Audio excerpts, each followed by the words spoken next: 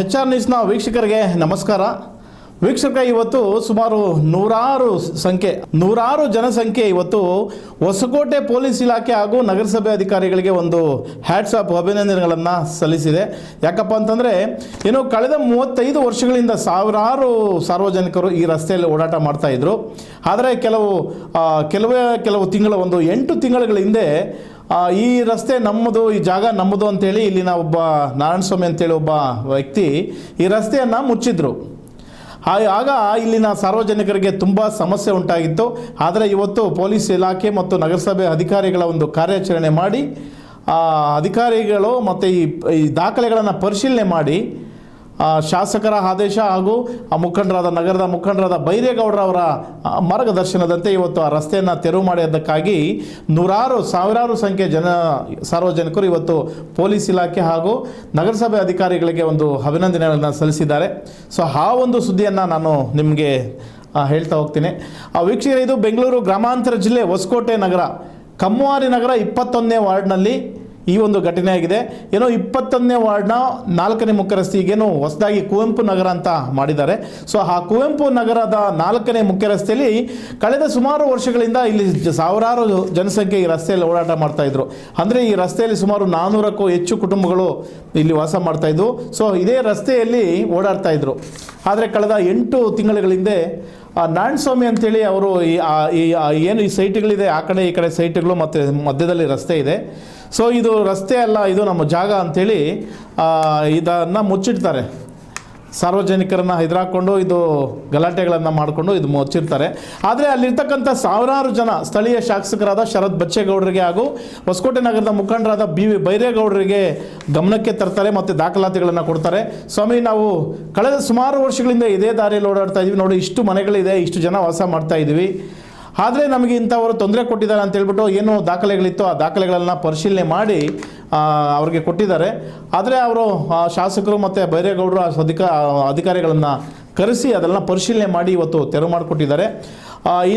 ಇದು ಇಲ್ಲಿನ ಮುಖಂಡರು ಹೇಳೋ ಪ್ರಕಾರ, ಇಲ್ಲೊಬ್ಬರು ಲೋಕಲ್ ಮುಖಂಡರು ಕೂಡ ಹೇಳಿದ್ದಾರೆ, 1990, 79, 80, 90ರಲ್ಲಿ ಆಸುಪಾಸಿನಲ್ಲಿ ARV ಖಾತೆಗಳನ್ನು ಮಾಡಿಸಿ ಎಲ್ಲರಿಗೂ ಮಾರಾಟ ಮಾಡಿದ್ದಾರೆ. ಇಲ್ಲಿಂದ ನಾರಾಯಣಸ್ವಾಮಿ ಅವರು ಎಲ್ಲರಿಗೂ ಮಾರಾಟ ಮಾಡಿದರೆ ಎಲ್ಲ ಮನೆಗಳನ್ನು ಕಟ್ಕೊಂಡು ಇದೇ ರಸ್ತೆಯಲ್ಲಿ ಓಡಾಡ್ತಿದ್ರು. ಆದರೆ ಈ ರಸ್ತೆ ಪಕ್ಕದಲ್ಲಿ ಒಂದು 2-3 ಸೈಟ್ ಇದೆ, ಅಲ್ಲಿ ಮನೆಗಳೆಲ್ಲ ಆಗಿರಲಿಲ್ಲ.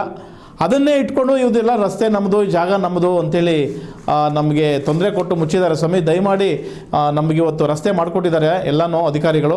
ನಾವು ಪೊಲೀಸ್ ಇಲಾಖೆಯ DYSP ಆದಂಥ ಮಲ್ಲೇಶ್ ಅವರಿಗೆ ಮತ್ತು ಇನ್ಸ್ಪೆಕ್ಟರ್ ಆದ ಗೋವಿಂದ್ರವರಿಗೆ, ಅದೇ ರೀತಿ ಕಮಿಷನರ್ ನಗರಸಭೆ ಅಧಿಕಾರಿಗಳು, ಇದಕ್ಕೆ ಮುಖ್ಯ ಪಾತ್ರ ವಹಿಸಿರ್ತಕ್ಕಂಥವರು ನಗರಸಭೆ ಅಧಿಕಾರಿಗಳು. ಯಾಕಂತಂದರೆ ಈ ರಸ್ತೆ ಸಮಸ್ಯೆಗಳಾಗಲಿ ಚರಂಡಿಗಳು ಏನೇ ಬರಲಿ ನಗರಸಭೆಗೆ ಬರುತ್ತೆ. ಅಲ್ಲಿನ ಕಮಿಷನರ್ ಆದಂಥ ನೀಲಲೋಚನ ಪ್ರಭುರು ಅವ್ರ ಪಾತ್ರ ಕೂಡ ಮುಖ್ಯವಾಗಿರುತ್ತೆ. ಸೊ ಇವ್ರಿಗೆಲ್ಲರಿಗೂ ನಾನು ಅಭಿನಂದನೆಗಳನ್ನು ಸಲ್ಲಿಸ್ತೀನಿ ಅಂತೇಳಿ ಈ ವಾರ್ಡಿನ ಮುಖಂಡರು ಕೂಡ ಮಾತನಾಡಿದ್ದಾರೆ. ಸೊ ಇದು ಏನಾಯಿತು, ಇದೇನೇನು ನಡೀತಿದೆ ಅಂತ ಒಬ್ಬ ಮುಖಂಡರಾದಂಥ ಈ ವಾರ್ಡ್ನ ಮುಖಂಡರಾದ ವಾಸೂರ್ ಅವ್ರು ಮಾತನಾಡ್ತಾರೆ. ಒಮ್ಮೆ ಕೇಳೋಣ ಬನ್ನಿ. ಇದು 90ರಲ್ಲಿ ARV ಖಾತೆಗಳು ಮಾಡಿಸ್ಬಿಟ್ಟಿದ್ದೇನೆ. ನಾರಾಯಣಸ್ವಾಮಿ ಅನ್ನೋರು ಎಲ್ಲರಿಗೂ ಸೈಟ್ಗಳು ಮಾಡಿ ಸೇಲ್ ಮಾಡಿಬಿಟ್ಟು ಆವಾಗಿನಿಂದ ರಸ್ತೆ ಐತೆ ಇದು. ಆಮೇಲೆ ಇತ್ತೀಚೆಗೆ ಏನೋ ಕೇಸ್ ಹಾಕ್ಬಿಟ್ಟವ್ರೆ ಅಂತ ಹೇಳ್ಬಿಟ್ಟಿದ್ದೇನೆ, ಇದು ರೋಡ್ ಬಂದ್ ಮಾಡಿದ್ರು. ಆಮೇಲೆ ಹೆಣ್ಮಕ್ಳದ್ದು ಕೇಸ್ ಬಿದ್ದೈತೆ ವಿಭಾಗಗಳ್ದು ಅಂತ. ಆ ಕೋರ್ಟಲ್ಲೂ ಹೆಣ್ಮಕ್ಳು ಬಂದು ರಿಲೀಸ್ ಡೀಡ್ ಮಾಡಿಕೊಟ್ಟವ್ರೆ. ಆಮೇಲೆ ಎಲ್ಲರಿಗೂ ಸಾರ್ವಜನಿಕರಿಗೆ ಎಲ್ಲರಿಗೂ ತೊಂದರೆ ಆಗ್ತಾಯಿತ್ತು. ಆಮೇಲೆ ಶರತ್ ಅಣ್ಣ ಹತ್ರ, ಆಮೇಲೆ ಬೈರಣ್ಣ ಹತ್ರ ಹೋಗಿ ಮಾತಾಡಿದ್ರೆ, ಅಣ್ಣ ಹಿಂಗೆ ಆಗೈತೆ ಅಂತ. ಆಮೇಲೆ ಮಾತಾಡಿದ್ಮೇಲೆ ಅವರು ರೆಕಾರ್ಡ್ಸ್ ಎಲ್ಲ ನೋಡಿಬಿಟ್ಟಿದ್ದಾನೆ. ಶರತ್ ಹಣ್ಣು ಆಮೇಲೆ ಬೈರಣ್ಣ ಎಲ್ಲ ನೋಡಿ, ಸಾರ್ವಜನಿಕರಿಗೆ ಜಾಸ್ತಿ ತೊಂದರೆ ಆಗ್ತೈತೆ, ಅದೇನೈತೆ ರೋಡ್ ಮಾಡೋದಕ್ಕೆ ಇದು ಮಾಡಿರಿ ಅಂತ ಹೇಳ್ಬಿಟ್ಟಿದ್ದಾನೆ. ಇದು ಕಮಿಷನರ್ ಅವ್ರಿಗೆ ಹೇಳಿದ್ರು. ಆಮೇಲೆ DYSP ಸರ್ಗೂ ಹೇಳಿದ್ರು, ಮಲ್ಲೇಶ್ ಸರ್ ಅವ್ರಿಗೆಲ್ಲ. ಅವರೆಲ್ಲ ಬಂದು ಇದು ದಾಖಲಾತಿಗಳೆಲ್ಲ ನೋಡಿ ಎಲ್ಲ ಪರಿಶೀಲನೆ ಮಾಡಿಬಿಟ್ಟಿದ್ದಾನೆ.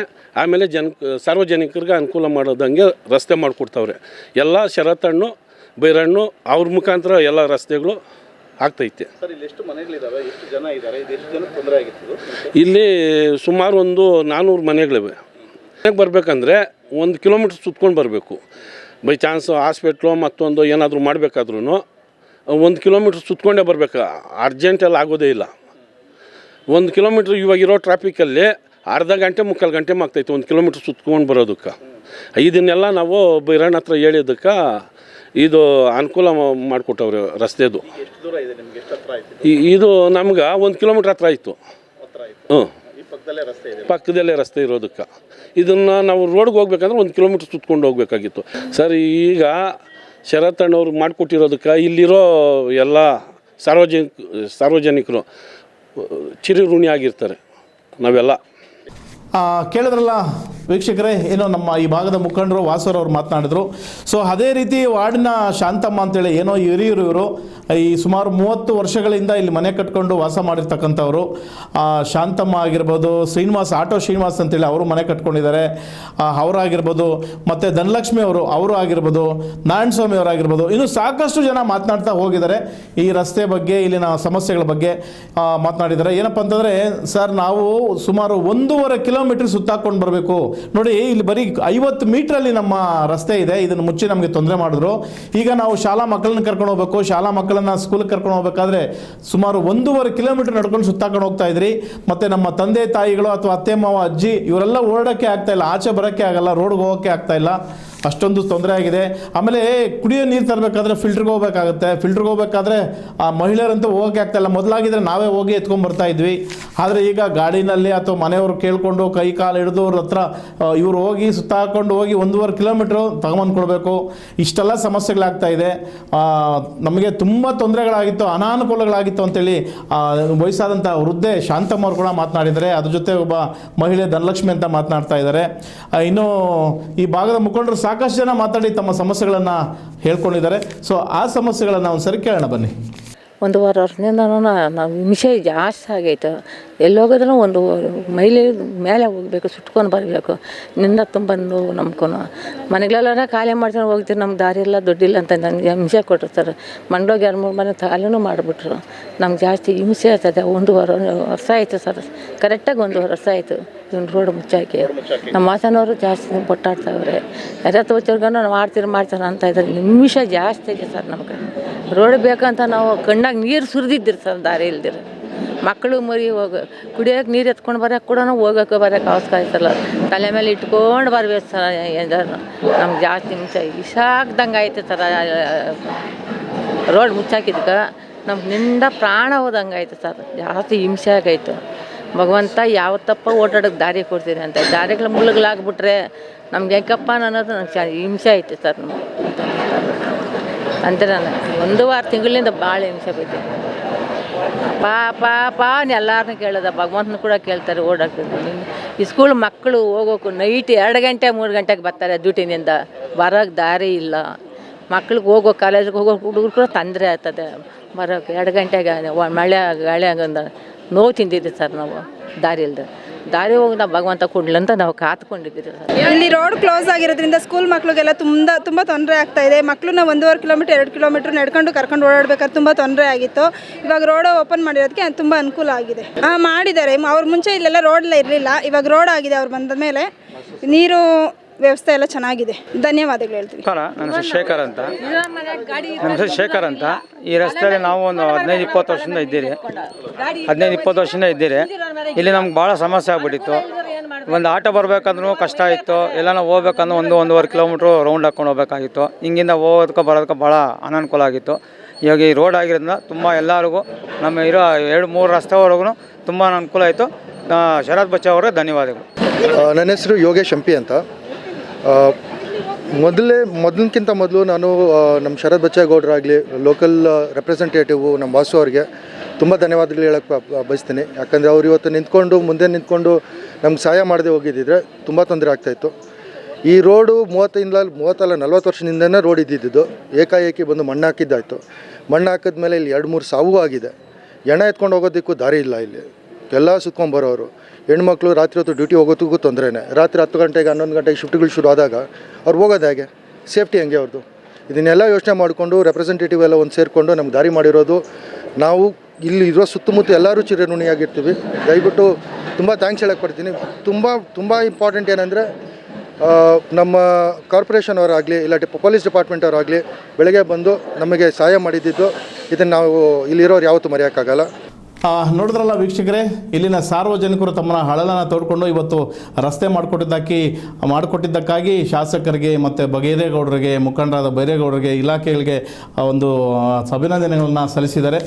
ನಿಜವಾಗ್ಲೂ ಇಲ್ಲಿನ ಪೊಲೀಸ್ ಅಧಿಕಾರಿಗಳಾಗಿರ್ಬೋದು, ನಗರಸಭೆ ಅಧಿಕಾರಿಗಳಾಗಿರ್ಬೋದು ಒಂದು ಒಳ್ಳೆ ಉತ್ತಮ ಕಾರ್ಯವನ್ನು ಮಾಡಿದ್ದಾರೆ. ಯಾಕಂದರೆ ಈ ರಸ್ತೆಯಲ್ಲಿ ಸಾಕಷ್ಟು ಸಾವಿರಾರು ಜನ ಓಡಾಡೋಂಥ ಒಂದು ರಸ್ತೆಯನ್ನು ತೆರವು ಮಾಡಿಕೊಟ್ಟಿದ್ದಾರೆ. ಇದೇ ರೀತಿ ಈ ರಸ್ತೆ ಯಾವುದೇ ಸಮಸ್ಯೆಗಳಿಲ್ಲಂತೆ ಮುಂದಿನ ದಿನಗಳಲ್ಲಿ ನೋಡಿಕೊಳ್ಳಿ. ಇದೇ ಥರ ಸಮಸ್ಯೆಗಳೇನಾದರೂ ಇದ್ದರೆ ಸಾರ್ವಜನಿಕರಿಗೆ ಪೊಲೀಸ್ ಇಲಾಖೆ ಮತ್ತು ನಗರಸಭೆ ಅಧಿಕಾರಿಗಳು ಸ್ಪಂದಿಸಲಿ ಅಂತ ಹೇಳ್ತಾ ಒಂದು ಮುಂದಿನ ಸುದ್ದಿಯನ್ನು ನೋಡೋಣ ವೀಕ್ಷಕರೇ.